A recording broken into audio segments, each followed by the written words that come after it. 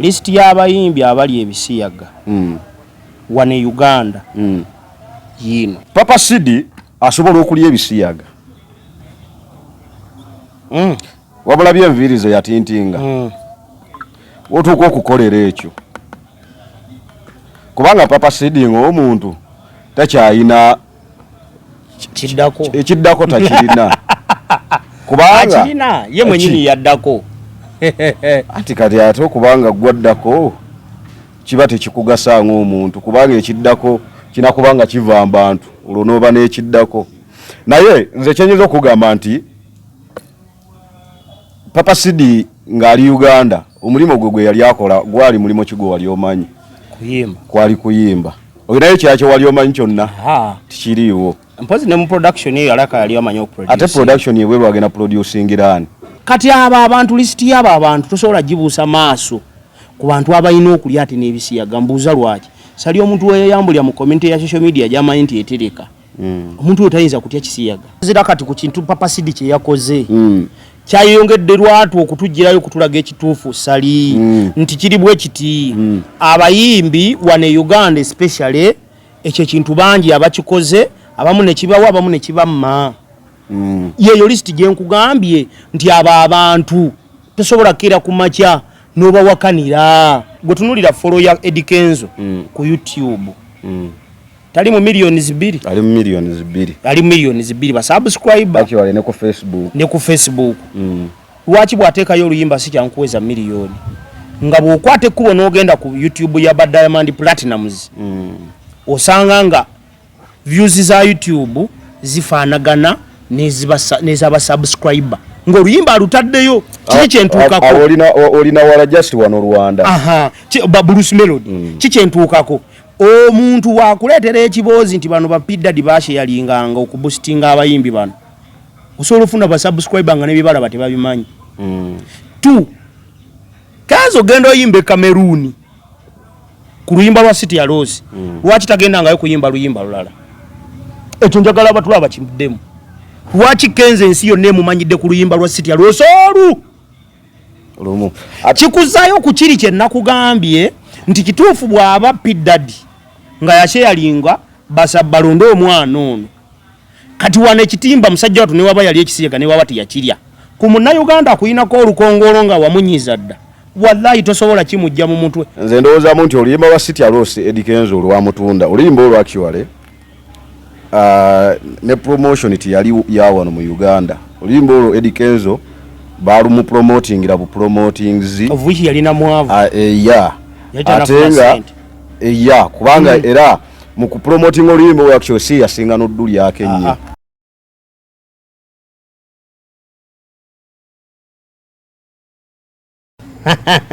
kati obusungu obujjeewa sikulimba kubanga oluusi ate abantu abakulu bagamba omukulu tavumwa tagambwa abakulu abamu bafuuka ebyeneena manyi kye bayita ekyeneena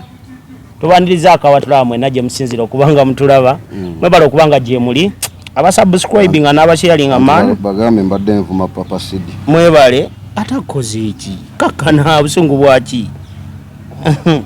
wamaje najje musinzira okuba nga mutulaba tubagamba kye mukola muli batabbu nnyo mwebala okubanga mutugobera mwebala okubanga mutwagala abasharinga mbebaliza ddala nno tutambula omulimu ngulaba bane temutya kujja mu comment section oba kivumo oba kikigwenze njagalo gye tuwabuligane okuvuma amanyirwa kwasi jabba vuma ayombanga nyo ku bistole bya muzibe nga abatabigobe asubira okumpa comment evuma wa mansa asira tebajja tuzewa mu lunaku lwaleero sali before nga tunabuuza ku bantu wala kawaliwo ekitali kituufu kitya bino ebibozi tubiraba bitandise waliwo ekitali kituufu nze nkubuulira ebibozi by'ebisiyaga ke bikomyewo waliwo ekitali kituufu kyesinamanya akipika akifuniramu wa kubanga kati olutambi lukyusa enzingulula kubanga bwe tubadde tulowooza Justin Bieber mpulidde agamba awo obujulizi naye baakimulya nalabye jjo Will Smith naye byonna era tuwulira audio si video naye Kabadi ki lwaki bavaayo ne bakomplaini abo abayimbi obalaba tolowooza tebalina bamateeka balooya kati tunalaba misango gye baggulawo kiki ekiri mu kino soka obuze ku bantu mbanirizaako nnyo abalabi ba Ike Great Media muliyo mutya kansubire muli bulungi bibatwalaganya biti eyo Masaka eyo batera ne waffe gye tuli Mubende manyi ffe twafuluma Uganda tuli Mubende eno bintu bitambula ffenna twajja ku kyeyo tulina n'omukulembeze mupya eno ani abafuga twalonda dda Mubende ani abafuga ani presidenti wa tugamba munoze mubuzi ezo lyokuba owangalira mu nsi nga tomanyi mukulembeze afuga tugambe tulina omupya si yowe Kampala kati omukulembeze bamulondera mu kyama omukulembeze tibamulondera mu kyama fene Mubende twalonda sali Papa Sidi olunaku lwabadde lwakumeka kosagulu yavudde n'agenda ku Facebook ye n'agamba Pastor Kayanja byaffe obimanyi kino ekibazo bwe nakirayenze nategeddemu kimu Papa Sidi alaka ali mu kubala bipapula genda bweru Papa Sidi ali bweru already Saidi Papa Sidi tali mu ggwanga sebo yafuluma dda alaka ali South Africa kati abala kugenda mu America simanyi wa watuufu waali ne Papa Sidi ali mu Uganda anti empapula zibabago sebo muli mwesi zogenda munga empapula si kikulu naye Canada America simanya US simanya wa ezo sebo nzibo okugendayo malafuna biwandiiko nga bizitowa kati baraka bali mu kuzimba CV Papa Sidi Kabadi kikabala si Kabadi kiki ekitufu bamuli amanyuma si Kabadi obanyi edi ebiro ebimu obanyi Uganda yafuuka ya comedy ate yafuuka nnyo eya yajjula obubadi bungi kati ebituufu n'ebitali bituufu tobyawula oyinza obutabyawula naye nga mubaamu ebintu ebijja nga biba mbutuufu bwabyo kakati kiri bwe kiti Papa Sidi asobola okulya ebisiyaga wabula byenviirizo yatintinga otuuka okukolera ekyo kubanga Papa Sidi ng'omuntu takyayina ekiddako takirina kubanga akirina ye mwenyini yaddako ati kati ate okubanga gwaddako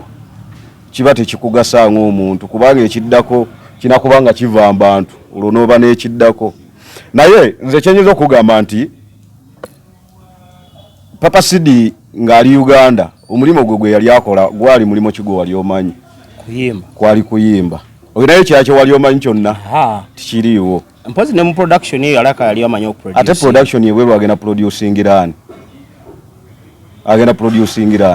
nga naffe production gwe tukola wano tumukoppa bweru kitegeeza nti abatalinayo business kakati sooka webuuzeemu Papa Sidi yagenda bweru ng'agenze kukola ki kubanga siga nti yagenda mu vacation byagaana nadduka yagenda kuyiriba kyola Papa Sidi levo kwali yandibadde alemererwa Uganda yandibadde talemererwa Uganda kakati mwegendereze nnyo abantu abava mu Uganda muno nga tibalina mirimu gye mumanyi gibatwala bweru nti tujja kuba wano tugambe Eddie akola ku radio naye Eddie alinayo omulimu omulala gwakola ki gwakola nti Eddie singa anaaba avudde ku radio kimukakatako okudda mu guli aguwa obudde era tujja kugamba Eddie ono alabika ebweru yagenda kukola kino naye bakubuuza nti mu kulowoozaamu Papa Sidi yagenda kukola ki ebweru ogamba ki yagenda kuyiiya ki motoka ati yana okulya ebisiyaga nako kuyiiya nako kuyiiya andi kati Eddie obulamu gye bukusuula ensi gyekusuula oba gyekuvuga ekuzza yagalagana gy'olina okudda teweesiseemu yadde ensi bwekukuba etandika okukuvuga yokka okitegeera so kati mu mbeera eyo Papa Sidi asobola okulya ebisiyaga era nze nzikiriza 100% nti Papa Sid alabika ebintu byayogera. N'omusajja wa 77 dogs nga bamuli bubi Kayanja awaliwo abaana abagendako ne mu kooti ne bako ebintu by'obusumba eyo na story endala nno saagala nnyo ate kubidiscussinga kubanga ebiseera ebisinga abantu abo baba nabo n'ebintu byabwe nga bo byotaniza kugendamu n'obisobola. Andi mubatugambira omwo nti twayogedde ne Mukama. Okitegeera? Tomanya Mukama kigwe bayogedde naye. Omanyi tulina abasumba bangi naye abasumba abatuufu batono. True. Abasumba bangi kati nze nsobola okunokolerayo ne ngamba nti nze bw'oyogera ku musumba gundi ekintu bwe kiti okimuwakanira okuwakanira era bwe guba mukono nnyinza okuguteekayo. Naye waliwo omusumba gwe bajja okwogerako ngambe nti sijja kwogera naye era sijja kuwakana. Nga tomuyinaako nnyo kyojja mwogera. Ngambe sijja kwogera naye sijja kuwakana kubanga tulabisa amaaso. Waliwo edi omuntu akola ebintu nolabira ddala nga mutuufu bisusse. Tegeera nga bisusse ku byolowooza bye yandibadde alina okukola nolaba nga kwegamba avudde mu bubwengo obuntu alina kati agenza obw'omu nsolo. Okitegeera naye kati edi nga tuzeeyo ku nsonga y'ebisiyaga eno mu byaddala mu butuufu bwabyo. Nze era nabadde ku leediyo juzi ne ngamba abantu nti bw'oba oli muzadde bw'olaba omwana wo ng'akutte ekkubo ng'agenze mu nsi zino bbiri, bw'olaba omwana wo ng'akutte ekkubo agenze e Canada, bw'olaba omwana wo ng'akutte ekkubo ali mu America, kuba kabaliro ka musalaba adenga enyuma namu musabire muteeke mu ssaala kuba ffenna tumanyi ensi esinza okubaamu ebisiyaga. Of course zo zezo zikyakutta akati. Okitegeera tunuulira omusajja Didi gwe baakutte emisango egimukwasa bisiyaga kukwata kufosinga ku mpaka mu America lwapa mu America nga gwe ngaalidde abantu bangi amanyuma kubanga nze neewuunyiza kati ye bamuseeteza mukuba oba byaddala. No edi ebintu ebimu gye biri mu nsi ensi zenjogerako ze nkugambye. Anti nze nyina wensomedde article ya Kenzo kati abaana ba Uganda nanti awo bakunyiriza. Article ya Kenzo bagimutadde mudda. Ate bamukuba mwendo osinga okuboostinga okufuna award ezo. Nga bona agamba nti sali no sharing nga nfunya akalimu akapya no sharingira ku page ye n'emitwalo kangeze 5. Abantu ne bakimanya mangu. Kati era bagamba nti awadde abayimbi bangi amaanyi Babana Boy. Actually nyina akatambi ke nawulidde ka audio si video ne nawulidde akatambi nga pulira ekirowoozi kya Babana Boy ng'omuyaya Justin Bieber omuyaya amutaddeko omudumu mbu baamukwatanga obutambi ne bagenda ne babutunda mu Hollywood. Justin Bieber oyo pidda simanya pidda era bangambye bagamba mbu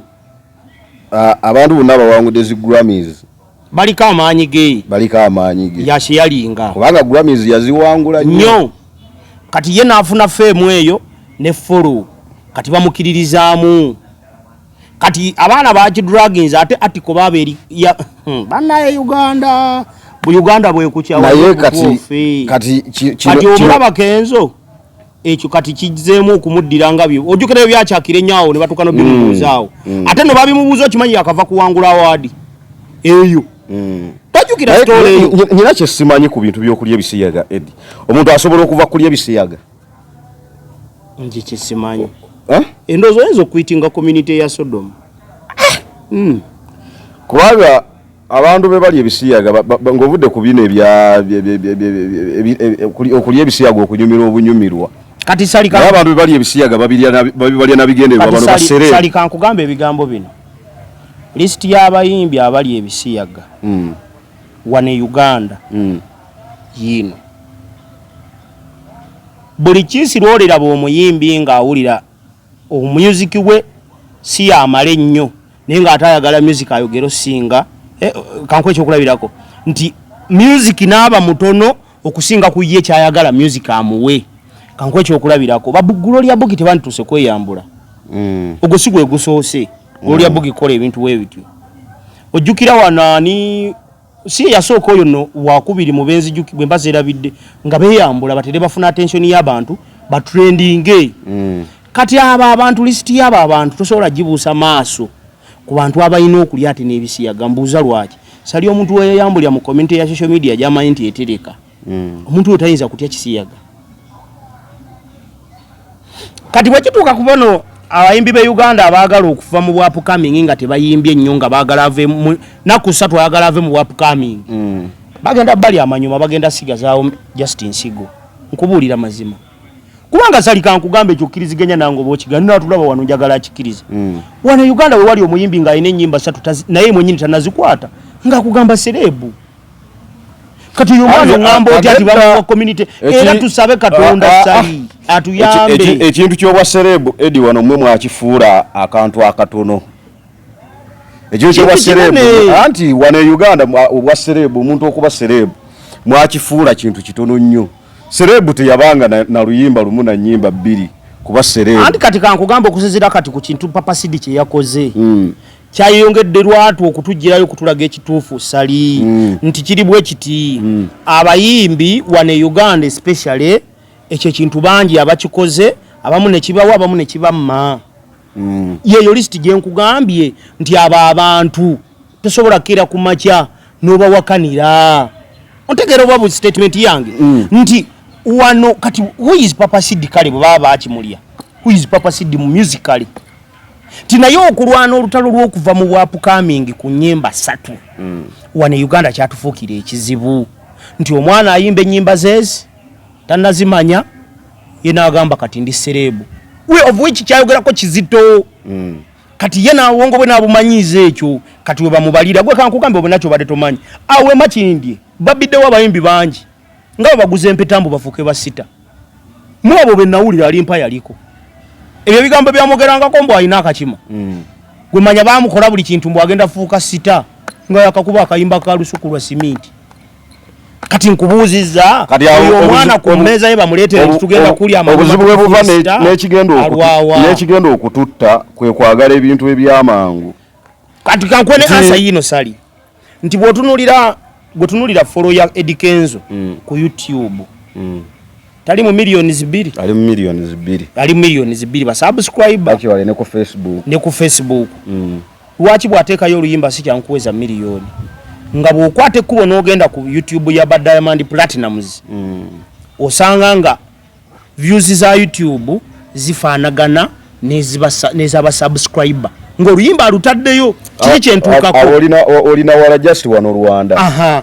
Bruce Melody kiki kyentuukako omuntu wakuleetera ekiboozi nti bano bapiddadi baasheyalinganga okuboostinga abayimbi bano osobola ofuna basubscriber nga n'ebibala tebabimanyi 2 Kazo gendo oyimbe Cameroon ku luyimba lwa City ya Rose lwaki tagendangayo kuyimba luyimba lulala ekyo njagala abatulaba kimuddemu lwaki Kenzo ensi yonna emumanyidde ku luyimba lwa City ya Rose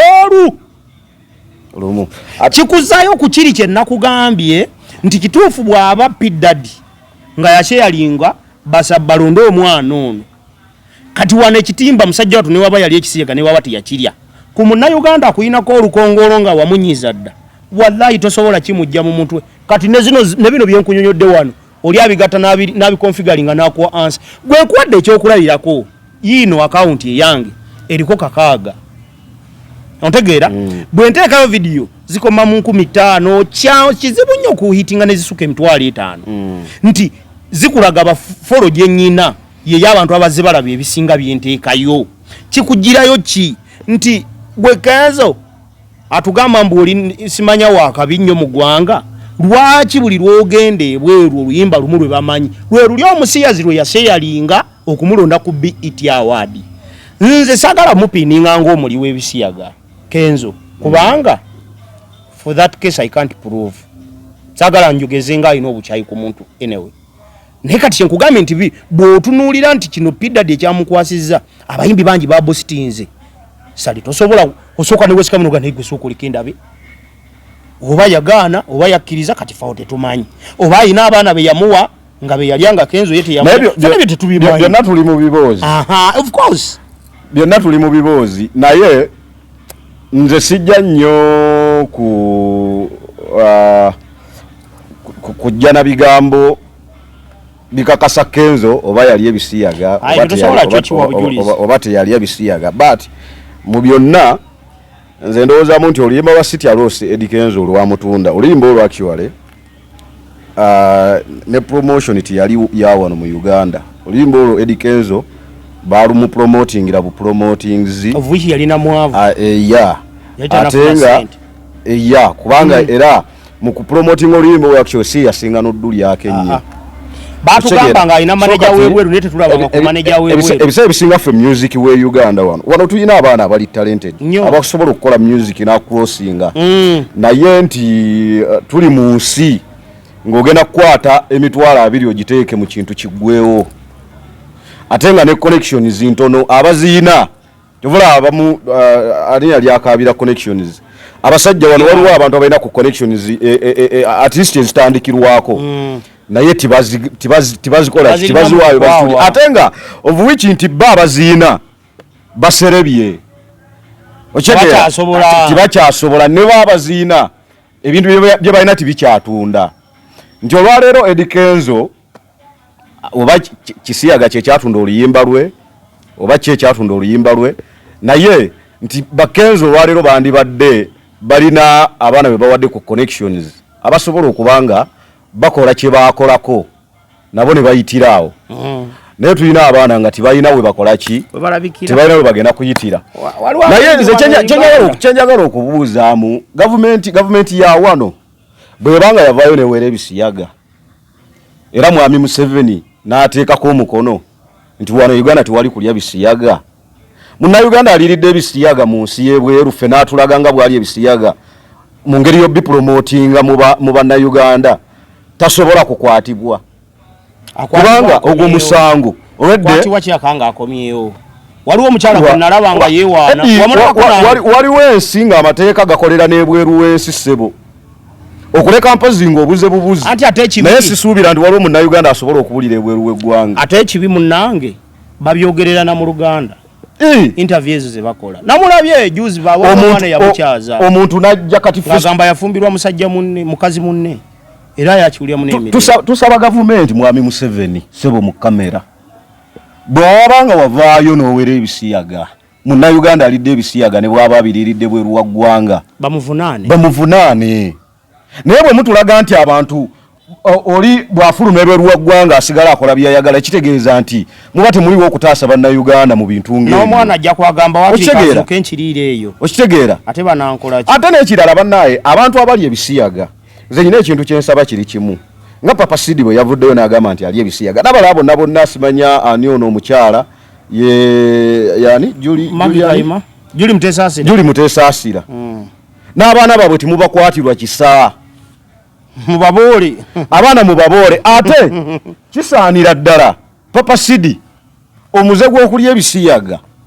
ne gumuyingirira ddala nga n'omwana we takyamulaba nga mwana we najja n'ali omwana we ebisiyaga evukosa era ekizimu ekikukwambala tebinaanako na limiti n'oswala buli muzimu nga gwa busezi kyesimanyi oba n'owaabe bamulya ne gulinga mwoyo gwa busezi tisali tutudde wano tunyumya bwe gulinnya wano ebintu bino bannange toyagala nakunyega ebintu bino biswaza of course era obirowoozaamu naawe bikumalamu amaanyi ebintu bino biswaza twandibadde street tituki nga ne Uganda wano discussinga ku kisiyaga musango gwandibadde musango ate kati tosobola kusirika nga ate waliwo ebikolebwa mu bukyamu anti tusobola kusirika ensonga waki twogera nti ate bano ababikola bwe tutajja ne tubagambako nense beegomba kati omanya abaana beegomba nga Juli Mutesaasira abanya abeegomba nga Papa Sidi otunuulira omukazi omulungi Juli Mutesaasira omanya okulya ebisiyaga ate nze kambabuulire bw'ogamba nti okulya ebisiyaga nze ku kisiyaga engeri gye nasoma ku kisiyaga omuntu alya ekisiyaga aba actually azaalibwa muli wa kisiyaga spiritual teri muntu era omuntu takugamba nti ali ekisiyaga mbukulu mbuye bwatyo bwe yatondebwa oyo ekintu aba yakyeyingizamu bweyingiza wanga nange oli omuwala omukazi gwe nalaba ku YouTube okwo yagamba kubanga Juli Mutesaasira alina abaana ayina abaana kitegeeza yatandikanga bwamanyi obwaddala obutalina buzibu adde ku kisiyaga obuwomi sijja kubanga munnaye naye ate kati gwe tokimanyi kati ku binana kali kyekisinga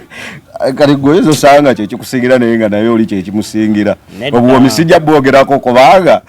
sitestingangako oyinza sanga oli munnange nga ye ate bwatuuka wali naye ayina ne oil gwe yakola simanya didi oil actually oyo gayi bafuuziza mu nnyumba ye ebintu byonna byonna ebyasangiddwayo nga bikozesebwa mu kulya bisiyaga ebintu byonna ebyasangiddwayo nga bikozesebwa mu kulya bisiyaga atulendize ninga ate kati didi avudde wa ate naayina emyaka 54 kati mukulu emyaka 54 ayina abaana actually abaana labya ayina abaana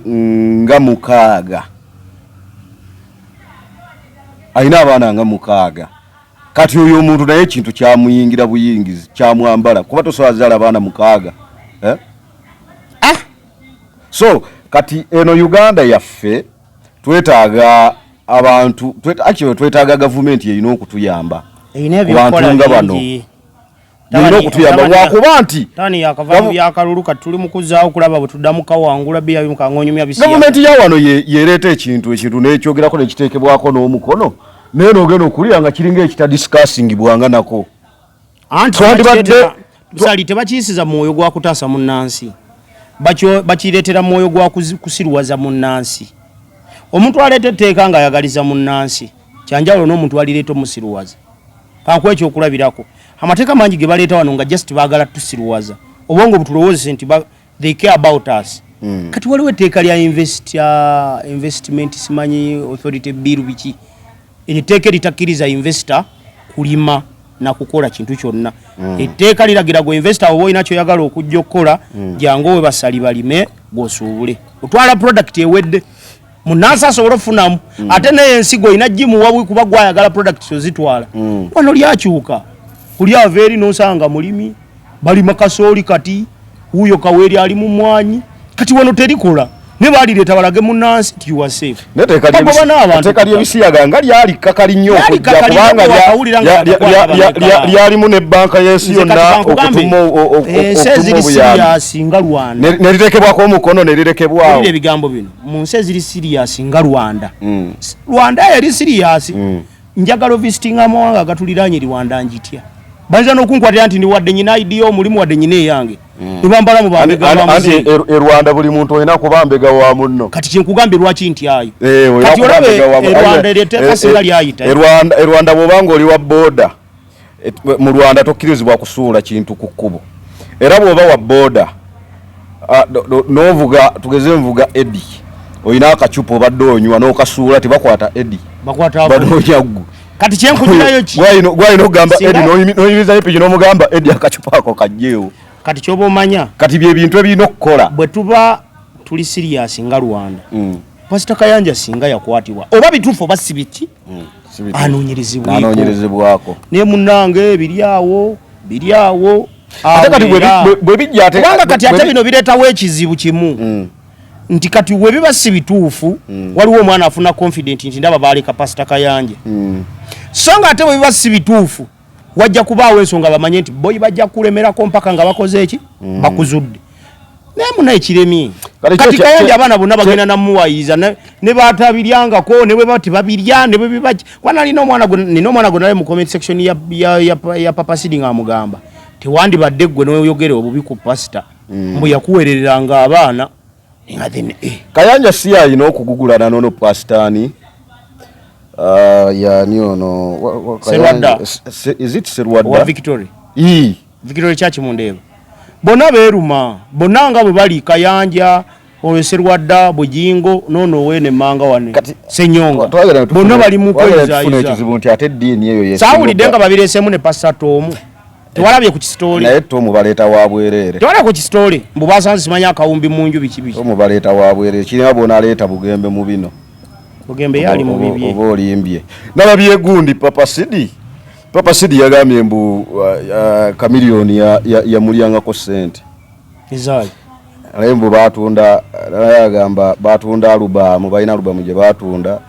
namwe emitwalo 7 nga bagitunze miliyoni nga 20. Ekigambo kye nagamba mu interview gye twakola wakijjukira. Regardless of what. Abaliranye Chameleone bakugamba ayina omutima omubi. Omutima omubi gubaawo. Anti kati kankugambe obudde buno tewandisanze baana abo nga bali bubi. Kuba kati Papa Sid even okuwererera omwana nga Chameleone wali. Naye si yekka. Kuba ne babebe kulu. Kenzo yewe mwebaliza. Kuba Kenzo n'obwana bwe buno bufayizo bukwefaananyi. Sebo ukasanga kaina sitagwe kasinga. Lwaki fayizo. Naye kakulire nalinda bye bulivane gye bukoma. Nze kino nkibagamba omuyimbi tomusubira ku managinga muyimbi munno. Noga nti oyina kyogenda okukungula. Baba mukuzanya filimu. Tosobola kubanga buli kalungi ogenda kusooka keyagaliza. Before ogenda kuwulira ekiyimba nga kirungi olowoozeemu kiwa Papa Sid lwaki kino sooka n'ekikuba nekintusa n'ebigundi ebyo bidyowo byali byagala okitegeera ate n'ekirala bano abantu nga ba Papa Sid abantu bwe bati abaliko mu Lion Island bano abaana abaliko mu Gagameero kyemulina okusooka okwebaza okusingira ddala abantu nga ba Papa Sid kyemulina okusooka okwebaza abantu nga ba Chameleone nti wadde bayinza okuba ababawanga obusente butono naye babawa omusingi omusingi gwe bagubawa Papa Sid olwaleero tolina nattuka abirira mbu Chameleone yakuwanga emitwalo 7 simanya yanjo kyanga yebiri ewali ekinene takwatako bakingisa abo bejjayo batya kitegeeza walina naawe okulaba nti kiganye n'omyamya Nogera nozimba kaliyayo kubanga wali muyimbi mulungi adi kituufu naye abaganyo obuganyo vayo nga bagamba nze namuvaako Chameleone abagenda mu buvirayo bangi nalabyeko ne gayo bamita iziti gayo no bamita skeleton yani era gayo skeleton nyanjukira ko skeleton badenda bawo akatambi ambu Chameleone yamukuba katamu te kwagamba buli omwata ani so kuvaayo ne ekichi yanti nkugambye buli omwata so kujja ne ekichi naye ebyo okujokera okulaba mante kukuleka ebyo eddi bibangawo mu bulamu bw'enseno omuntu yenna buli lwoli eyisanga obubi mu bantu Katonda asiri kumanyi Katonda ono ye takolerawo Katonda takolerawo era okola abantu ebintu n'ebikola byonna naye olunaku mulindu olulu lubaayi oyinza okakanga saha asudde Chameleone down ebintu byonna kubanga awulidde mero awulidde ng'ayogera namuwuliddeko ng'ayogedde namuwuliddeko ng'agamba akasajja kaali kagala kusazisa sho bambi baweye naye mbu obuzibu bwava ku manager we Mutima simanya yali awadde visa ye ne DJ we Mutima n'agaana nga naye ayagala kugenderako actually nawulidde Chameleone ne Melody be baali balina okugenda nga Chameleone ne Melody be balina okugenda ngera bafunidde visa Mutima najja naye ng'agamba yagala nange nyina okugirako actually era agamba nti sente eza ku upgradinga ziti tiketi yazisindike miliyoni 4 era bye byamuganya okuddamu okuwa Chameleone omulimo kye nakugamba uli mu interview tikotoloza Mero Pro kutuuka okwogera teyalina busungu anti kati era nange kutakatambi yalina obusungu kati naye kye nagamba nti yakikola kagenderere yalina obusungu bwe nti yalina obusungu naye nga wadde byonna byali bwe bityonze ng'omu obirabula bino obirekawo otonzi waffe yasalawo naye omuntu yenna buli lwolikola abantu ebibi beera waawo ng'okimanyi olunaku lujja kudda siri mugamba nti amaanyi g'okwogera guno sali nkubuulire nagalabye mabi balutalo ne Shiba baasirikidde ddala mu interview za Shiba n'ade niize mpulire bwagenda okwogerera ennyo federation apo ali ku bibyo ekyo bula abantu batuse n'oyomba nga bagamba mbonfo kyokwogera ku concert ayogera ku lubuto ate kati ayogera ku lubuto yenna nyini concert kati kye kyaje mwagalo manyi nsasula kiki kimutamanyi anze wamaze nabe nze Shiba big up on yourself Shiba atuzaalire ffe bulijjo twalinda dda ne Shiba yalina olubuto lukuze Shiba alina olubuto lukulidde nno ddala nze nalulabye ejjo kwe yadde ku BBS lukulidde ddala kati nero yalina press conference nalulabira dda ate abaganda balina enjogera egamba nti wali wanyoka mukkanga tewali muliro abantu tebasobola kuva mu bbanga yalukiriza naye nga mu gundi gye yakola press conference nga yagaana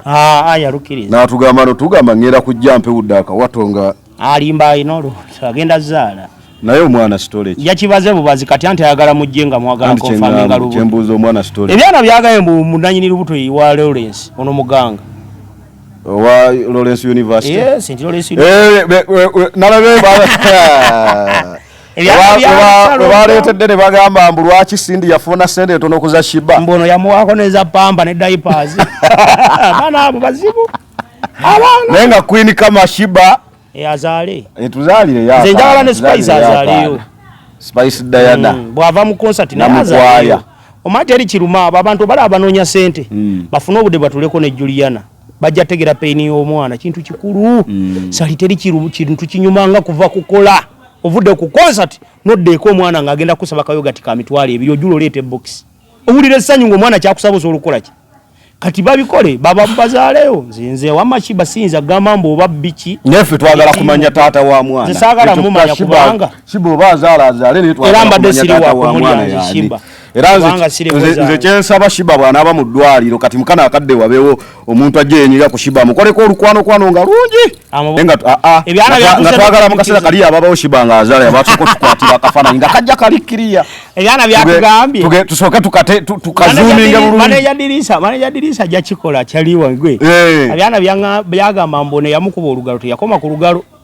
mu byawuliranga akagalo okumbe kaalikeko kennyini ke yateekayo nga katono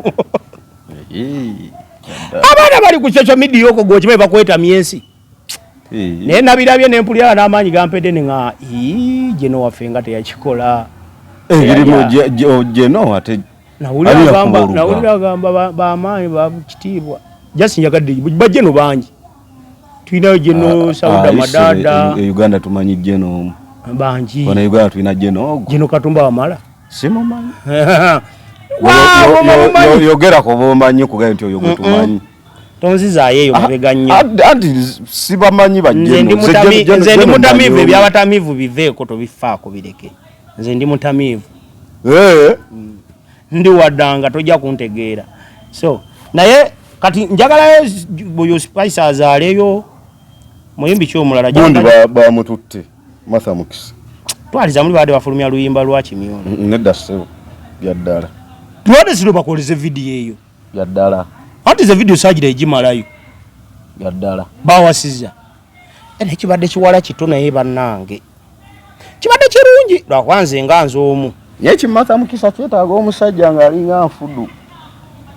nga bembeeka nze jasobola kuba nti nze abakazi b'amabeere amanene sibaagala naye tekibadde kibi kati banaye abayimbi era banekinakugambye ojjukira lweyata empale ne basukira eyo n'atusitamira abagala kisikabazuuminge baagala tulaga nambaali nga talabika abakazi sibawasa kati sisobola kwegomba kuwasa Gloria Bugi olulimbadde mwagala nze ne bakimpa nkiwasa kati kasitoma olokkola ebintu ng'ebyo ebyekigega ate kijjawo nti oli mulungi gwe liri emmere nagambe balita standard B nedda buli akulaba nga abaala yatwala ekintu nto ekiri awo ani yawasa Martha Mukisa wiiki eweddeko nosali naye wiiki eno ogiraba tebadde nnungi nnyo mu maka ga Kamiiri eyo agiwulidde naye Palaso obuyimba abukoze tutabagane naye kati olaba nagamba mu mayanja family omwana nze gwe nninamu gwe njagala ennyo Palaso alina ekirungi kimu amanyi okuhandolinga issue ekisajja kikulu naye nze kyensaba Kamiliyoni olaba ne ku lwa alien skin yasirikamuko nze kyensaba Kamiliyoni byonna obikoze taata tewali kyotakoze mu ndongo eno naye okuze kekadde okuactinga machuwa maturity yetajja gikuze anti manyi lwaki emyaka gye tukusaba busabi emyaka gye kivubuka teyabonaabona nnyo ng'ate bolowooza kati omuntu omusubira kweyisa kivubuka ebyo bizze ku bbali ffenna tulina gye tuyise naye omuntu otuuka gwe kennyini ekintu okyeteekamu ng'omuntu n'ogamba naye nkuze ate Kamiliyoni by the way Kamiliyoni sinnamuwulira nnyo nga ayanukula nnyo bu King Sir era nsaba Chameleone oyongere kutereezamu butereeza jangu ng'oli muntu bw'anaanywamu kakirabu ajja tabuka. Kamili tannajayo kalaze ntu bwerinda ku bishe ebiriyo mu weekend sisuubira bwerinda nkubuuliridde wano tugenda kudda weno siwe tuli Chameleone mmanyi agenda ku actinga ng'omuntu omukulu wadde ng'obuzeezeze obwo bukyalimu kano nja kukwata katambi kali kana abakoze mu weekend muno nteekewo kano interview yaffe itandike. Chameleone tasobola sirike no weekend agenda gikozesa ayina okumwana andi watasobola kusirikira wakati yasoose n'ateekayo message eraga King Sa nti siri mu lutalo sigenda kuyomba sigenda kuzamba King Sa kyalina okukola atuyambe naye ebintu aleme interview yasanyuka tisalabye nga akyajjonkera yiye badde akyasanyuka ku kiki kati tugenderaawo kubanga bire bintu tubyagala ate bigende biwanvu ebisukkewo tugenda kuwulira n'ebyo bintu ebitasaana tubiwulire Eddi nedda. Nze njagala nnyo mmanya. Nedda banaye tubaabo Oluganda ate Chameleone okujjukira nti Sa mutabaniwo ate naawe Sa olina okujjukira nti wadde Chameleone Eddi nze ne bojje wange nenkuwa buwika bulangiti nga sikuwadde kyakulya ngo badde wakusula bweru olulunaku olujjukira wadde oba kyoba kino mata naye olunaku olujjukira nti omusajja nalingera kusula bweru ewe saasanga yo kyakulya ne yampaka bulangiti ku Sande tujja kusisinkana tugenda kola ya wiiki eggalawo ojja kunnyomeza ekinaava mu kamwa ka Kamili kale waba tubasibulidde wano olunaku olwaleero mwenna okuva we twatandikidde mpaka kati mwebale bana abasubscribinga n'ababiraba byonna ne biggwayo. Kalo Daluti erinnya wangamba siryogera liri webale bambi kubanga otulaba lwakera Kalo nange mpaayo Kalo Daluti tali Uganda nange mpaayo bantumira kubomanyi bafollowers bo Roza nafunyeyo gwendia wabo ku YouTube banaye nalabye Tamale Mirundi Junior omwana muleke anti ku weekend gwe tujja naye ku weekend tudda Tamale Mirundi twinawo lwa Saturday lwancha tukoma wano ku Sunday omwana oyo yeyise Tamale kale nayo li Tamale yali mulala kale katubasiwulire wano basebo ne banyabo anti ekizibu nako kaddamu bubi atenze sisobola ntalo za kubiza bigambo yogera njogere kye kizibu kyokka nezo okumuwabula nandi badde nsobola okuyita ne muwabula naye ekizibu ali anirule kati era we tuba bamutuulira tutulenga agenda kukuba ku mutwe nga tusirisi etumba lingi kale wama tubasibulidde wano olunaku lwaleero mwebale okubanga mutugoberera.